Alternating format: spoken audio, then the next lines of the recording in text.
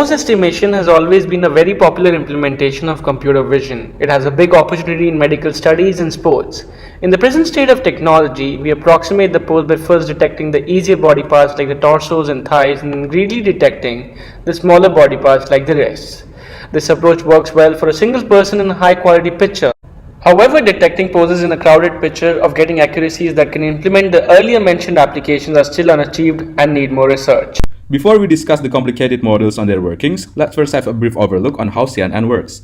CNNs, also called as the convolutional neural network, are basically ANNs, however with some special layer known as the convolutional layer. A CNN can also have non-convolutional layers, but those layers function exactly like the hidden layers of ANN. Therefore, to understand CNNs, we only need to focus on understanding what a convolutional layer is and what it does. A convolutional layer is the layer that allows CNNs to detect patterns in the image. These patterns can range from simple edge detection in the starting layers to face and body detection in deeper layers. To allow them to detect these features, a convolutional layer uses special matrices known as filters. A filter is an n-by-n matrix with special pre-assigned values. We then slide this filter across the input image to get resulting image. For example, we have this image of a handwritten digit 7, and our convolutional layer uses only a single filter, which is represented by this 3x3 matrix. Now we apply this filter to the image by computing the dot product of every 3x3 block on the image with this filter. Then this will result in the new picture. However, in this example, you cannot see how this can detect features. For that, we can look at the same picture of 7, but with these 4 filters this time. Each of these matrices can be represented by colors.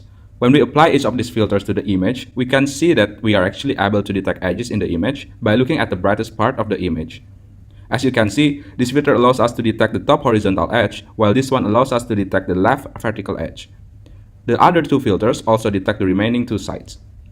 Each layer can have 1 or more such filters that can detect different features. This is what allows CNNs to perform better than ANNs in image processing.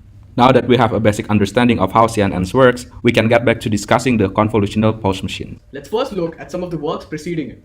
Firstly, the pictorial models. These models express spatial correlations between parts of the body as a tree-structured graphical model. These methods work well when all the limbs are clearly visible in the image but are prone to errors such as double counting image evidence. Next are the hierarchical models. These models represent the relationships between parts of different sizes in a hierarchical tree structure. The basic assumption of these kinds of models is that the larger body parts have defining features to help identify them.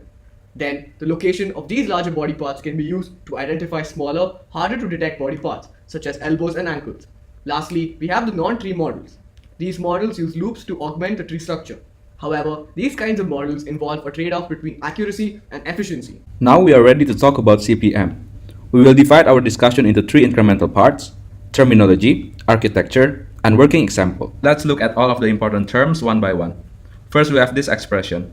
The term yp in this expression refers to the position of body part P in the image. U, V refers to the uth row or the 5th column of the image. And Z is the set of all U, V locations on the image. Lastly, since Z is a pair of numbers, it is obviously a subset of R squared.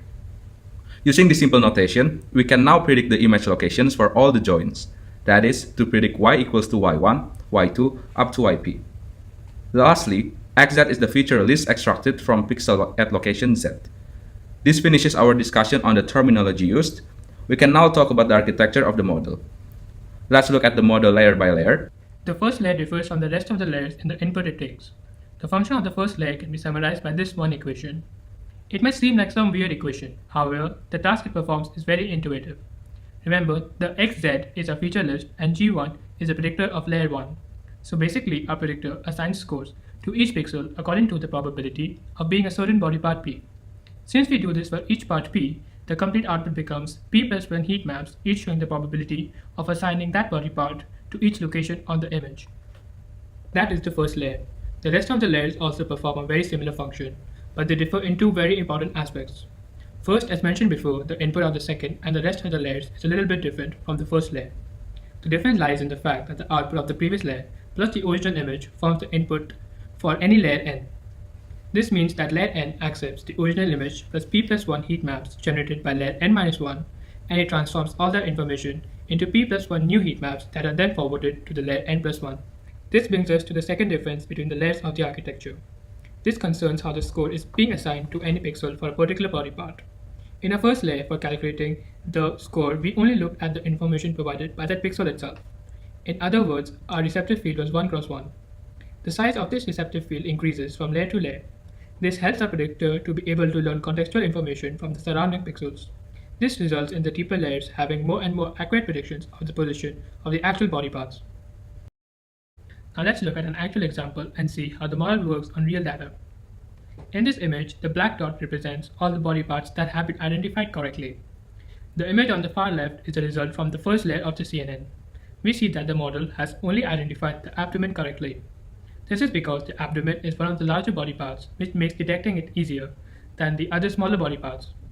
In the next picture, we are also able to detect the face and the knees of the player. We do this by taking the position of the abdomen from stage 1 and using that information in stage 2 to find the relative locations of other body parts.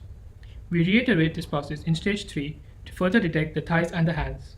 And finally, by stage 4, by using the relational position information, we are able to find every body part required to get an accurate estimation of the pose of the player in the picture. Let's look at the cost function itself. Let's look at this part first. We already know that BPT is the score assigned to any pixel by classify GT for being part P.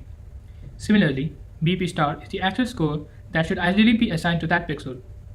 Therefore, BPT minus BP star simply becomes the L2 distance between the two values. And since it is a cost function, we are trying to minimize it. The rest of the formula hence simply means that we minimize the sum of all such distances for all the parts at every pixel. The code that has been released from the authors differs from the method they introduced in the paper. We noticed that since the paper was published in 2016, authors have been refining the process since then, and hence the code is different. Especially, we noticed that the code provided uses mean squared sum, MSS, as the cost function for the training. However, the paper mentions using sum of squared errors, SSE. For our first change of the code, we measure the performance of MSS against SSE by training two separate models, one using MSS and one using SSE. Next, we wanted to try to train the model using a different dataset.